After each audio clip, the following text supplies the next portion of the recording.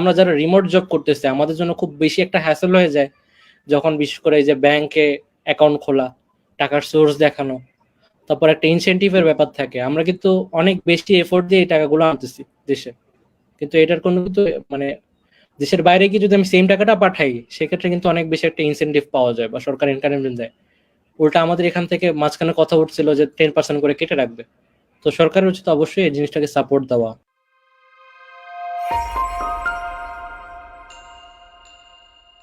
Shahin Mamun comment করেছেন, smart Bangladesh বর্তমান সময়ের অঙ্গীকার। এক্ষেত্রে একজন প্রোগ্রামারের বর্তমান সরকারের প্রতি কি ধরনের পরামর্শ থাকতে পারে? এটা আমার আব্বু। আসসালামু আলাইকুম। আমরা খুবই আসলে খুশি হলাম যে আঙ্কেল আপনি কমেন্ট করেছেন, আমাদের সাথে জয়েন হয়েছেন, এটা আসলে আমাদের খুবই ভালো লাগছে।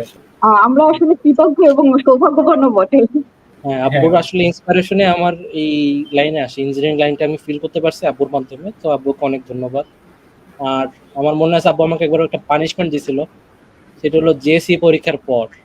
ঠিক আছে, তো আব্বু আমাকে বলছে কি যে যেখানে পারো প্রোগ্রামিং যেখানে শেখায় ওইখানে যে শিখবা। এখন আমাকে টাস্ক দিছিল যে সারাদিন খুঁজে সাইবার ক্যাফে ছিল তখন, যেখানে পারো ওইখানে গিয়ে শিখে আসো। তো আমি সারা এলাকা খুঁজছি, কোথাও পাই নাই। ঠিক আছে, তো পরবর্তীতে আমি আর খুঁজি নাই, আমি চিল করতেছিলাম। তো আব্বু একদিন রাতে আমাকে ডাইকা জিজ্ঞেস করে যে তুমি কি প্রোগ্রামিং কোথাও ভর্তি হয়েছো? আমি বলে হয়নি। আব্বু আমাকে ওই দিন রাত্রে দাঁড় করে রাখছিল, মানে আমি অনেকক্ষণ দাঁড়াইছিলাম, পরে রুমে গিয়ে ঘুমাইছিলাম। তো ওই রাতটা আসলে ইম্পর্টেন্ট ছিল।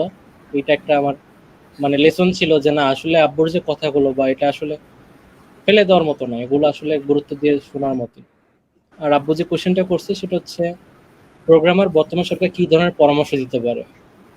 প্রোগ্রামার বলতে হয় কি যে আসলে আব্বু এমন আছে বিষয়টা যে তোমার পার্সপেক্টিভ থেকে বলি, তুমি হলো কি একজন শিপইয়ার্ডের আছো, শিপইয়ার্ডের ইঞ্জিনিয়ার। তো তোমার যে অর্গানাইজেশন সেখানে একজন প্রোগ্রামার অবশ্যই থাকবে এবং সে শিপ বিল্ডিং, শিপের যে মেকানিজম গুলো এগুলো নিয়ন্ত্রণ করে প্রোগ্রামার। এবং বাংলাদেশ সরকারেরও বর্তমান যে ওয়েবসাইট বলো, বর্তমান যে ডিজিটালাইজেশন হচ্ছে, ওখানে প্রোগ্রামাররা অনেক বেশি ইম্প্যাক্টফুল। আর সরকার অলরেডি অনেক ইনিশিয়েটিভ নিতেছে ভালো প্রোগ্রামার হায়ার করার জন্য। তাদের অলরেডি সাইবার সিকিউরিটি সেলে অনেক ভালো ভালো লোক কাজ করতেছে। আর ইনফ্রাস্ট্রাকচার বাংলাদেশ অনেক সাইন করতেছে। তো প্রোগ্রামারের পক্ষ থেকে এটাই বলার যে মানে বাংলাদেশ সরকার যাতে একটা গুরুত্বায়ন করে। আর বিশেষ করে যে আমরা যারা রিমোট জব করতেছি আমাদের জন্য খুব বেশি একটা হ্যাসেল হয়ে যায় যখন বিশেষ করে এই যে ব্যাংকে অ্যাকাউন্ট খোলা, টাকার সোর্স দেখানো, তারপর একটা ইনসেন্টিভের ব্যাপার থাকে। আমরা কিন্তু অনেক বেশি এফোর্ট দিয়ে এই টাকাগুলো আনতেছি দেশে, কিন্তু এটার কোনো কিন্তু মানে দেশের বাইরে কি যদি আমি সেম টাকাটা পাঠাই সেক্ষেত্রে কিন্তু অনেক বেশি একটা ইনসেন্টিভ পাওয়া যায় বা সরকার এনকারেজমেন্ট দেয়।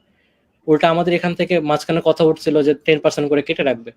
তো সরকারের উচিত অবশ্যই এই জিনিসটাকে সাপোর্ট দেওয়া, না হলে দেখা যাবে আমি নিজেই হয়তো দুবাইতে চলে যাব ডিজিটাল নোমাড ভিসা নিয়ে। কারণ এখানে যদি এরকম টাকাটা মানে আমি হালাল উপায়ে টাকাটা আয় করে যদি আমি সেটার থেকেও মানে প্রবলেমে ফেস করি, তাহলে তো আমার দরকার নেই এখানে এত প্রবলেম ফেস করে থাকার। এবং এটা আমার একার না, এটা সব ম্যাক্সিমাম প্রোগ্রামারেরই কথা। সরকারের উচিত অবশ্যই এই এম্পাওয়ারমেন্টের দিকে তাকানো।